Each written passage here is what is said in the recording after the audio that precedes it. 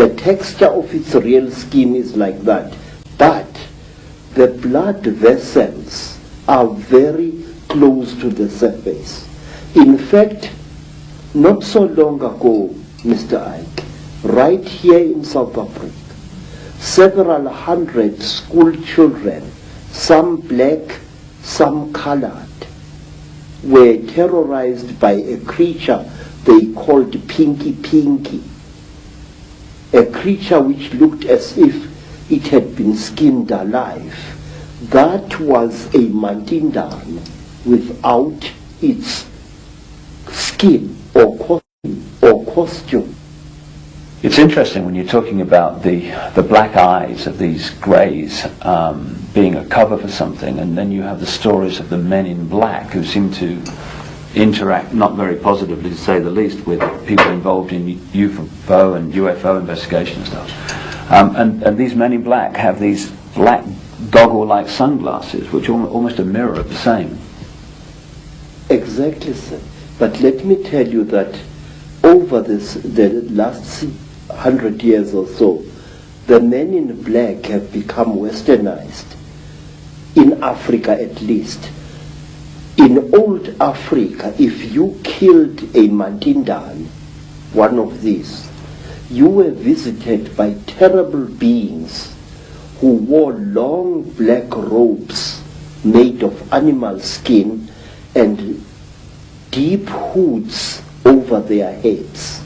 And these creatures used to wear white masks with very, very terrible looking black eyes painted on them.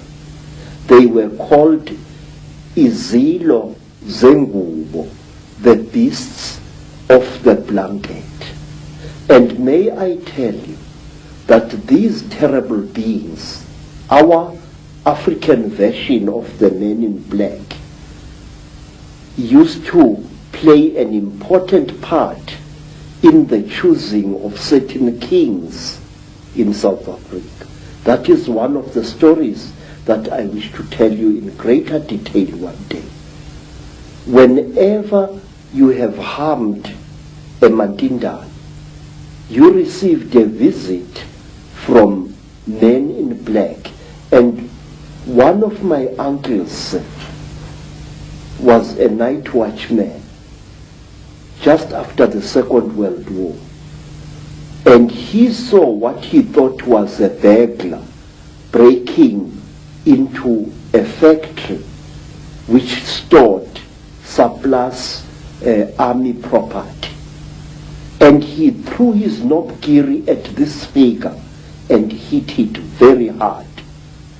The creature fell behind some boxes, and then and only then did my uncle, a tough old Zulu, realize that the thing he had brought down was not a human being at all, not a young thief, but a Mantindan. My uncle threw down his second stick and ran screaming out of the factory. And not long after that, because my uncle had taken from the creature what he thought was its bag, he took the bag with him to Alexander Township after he had run out of the factory. But he could not open the bag. And while he was sitting in the shack in Alexander Township, just near Johannesburg, there arrived at his shack two white men who posed as detectives. And these so-called detectives told my uncle's common law wife that she must give to them the bag that my uncle had taken from the little man. And she did, and they vanished. What I'm trying to say, Mr. Ike, is the richer we become, the more we behave as the Chitauri are said to behave. Some of us, when they acquire a lot of wealth, start consuming metals and other minerals that they really do not need, which, however, if you study the story of the Chitauri, you are told that the Chitauri use these minerals and metals as medicine. We are told, say, that the Chitauri, when they get sick, smear their bodies with gold dust, which gets absorbed into their skins and they become all right. May I point out, it was once the custom of the Munumutapa kings of Zimbabwe, the men who built the Zimbabwe ruins, that on certain rising of the day star, the priest king would be smeared from head to foot with gold dust, and sometimes he was ritually sacrificed on the top of the wall of the Zimbabwe fortress. And to my amazement, when I visited South America, I found that the ancient Mayans had exactly the same custom where a god king was smeared with a mixture of fat and gold dust. And I know from my own research that the Maya people and the Central and South American people have a massive accounts and legends of the same reptilian gods. Yes. The thing is, if you read the ancient stories of our people, or you listen to them spoken by the storytellers, you find that we human beings are somehow programmed to alter the world in which we live and render it uninhabitable to ourselves.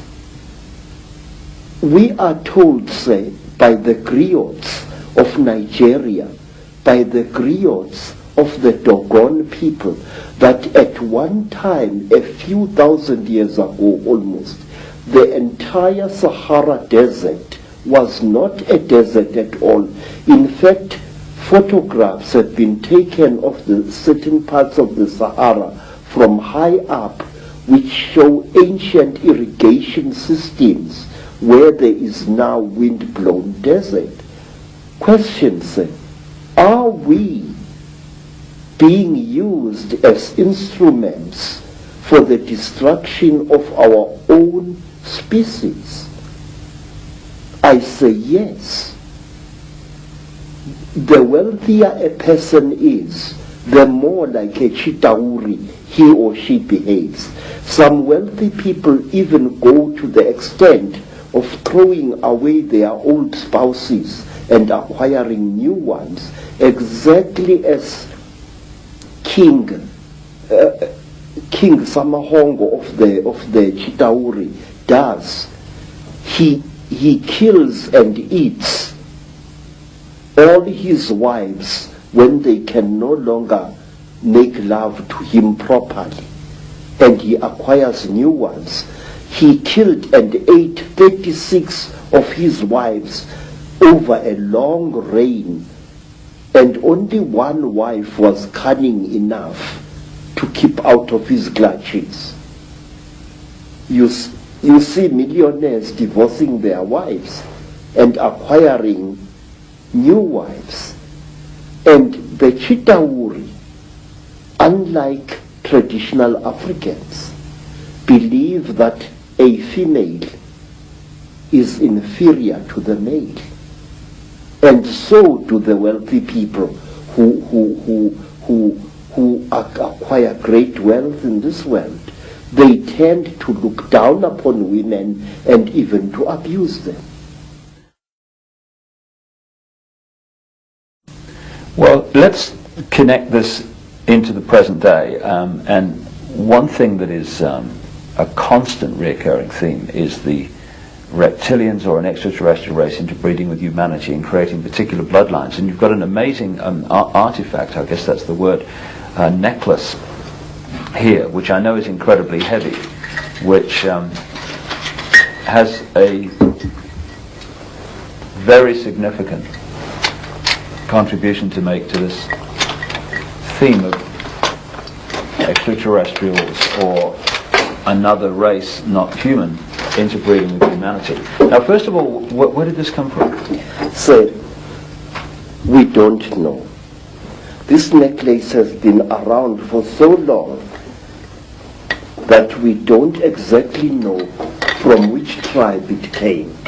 All I can tell you is that this necklace was in existence when the king who founded the Zulu nation, Zulu, was still a boy.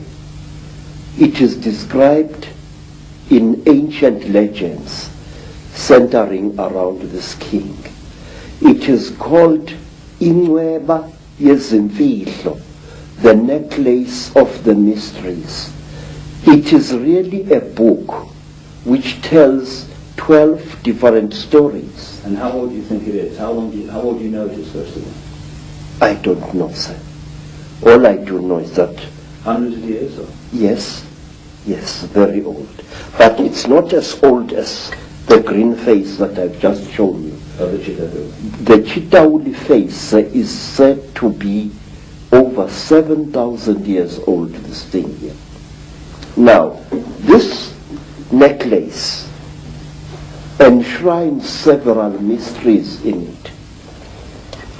Inside here are stones which are not from this earth.